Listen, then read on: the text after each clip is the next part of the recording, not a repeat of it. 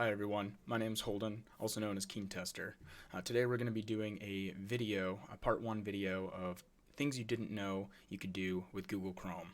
I am a quality engineer specializing in automation software testing, and I wanted to make a little video series. This is the first time I've ever tried something like this, just to show some tips and tricks of things that you can use, everyday tools, to better your development, whether you're a developer or your testing and your testing practices, using tools such as Google Chrome. So without further ado, let's jump right in it. Here I'm on automationpractice.com. It is a site that anyone can use and go to for automation software testing. Right click anywhere on the page and we're going to go to inspect. So I'm going to go ahead and zoom in a little bit so it's a little bit easier for you to see. Alright, so we've got the inspect window up here. We did actually click on a link, so that's fine. That's okay. We can use this site as well. So first thing we're going to do is when you obviously inspect the page, you get something like this up. You have your dev tools, whether they're over here or on the bottom of your page. Up on the top here, we can see we're in responsive view. We can see the page width and height. We can see the percentage that we're simulating this as, and we have the things in the DOM here.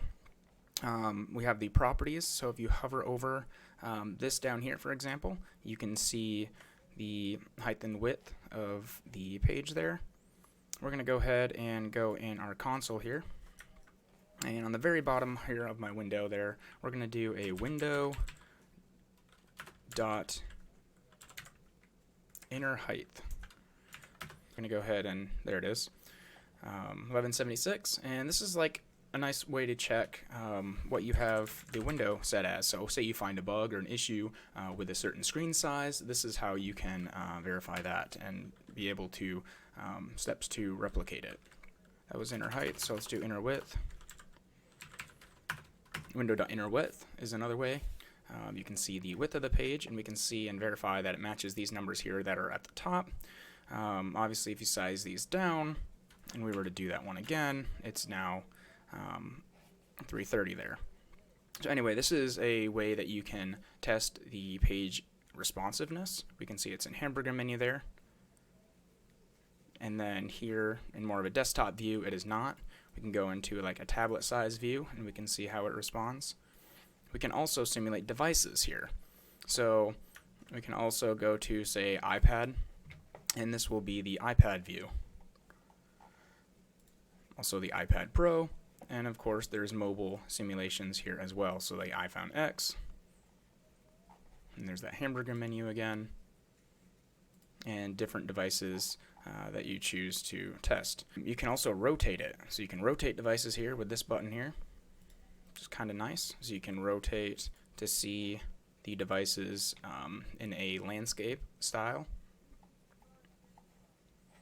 We'll go ahead and rotate that back. Also, we have, if we click on these three dots here, we can show rulers if you want.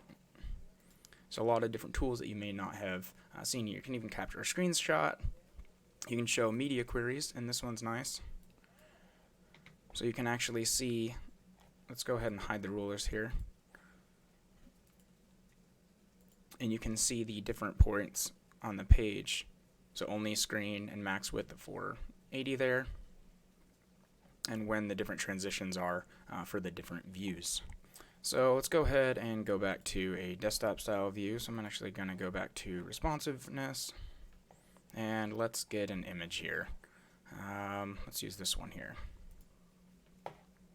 So we can see this guy here. We see the padding here. This is a nice quick way to check the size of this image. So that concludes part 1 of this video, things you may or may not have known in Google Chrome.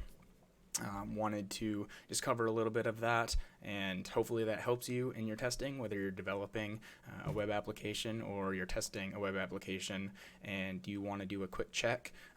Obviously there's tools like BrowserStack and Sauce Labs, which are phenomenal, and I strongly recommend that you utilize those. If you're needing a quick manual check in a web browser such as Google Chrome here, this is a good way to do that, to see certain devices as different screen resolutions for your web app.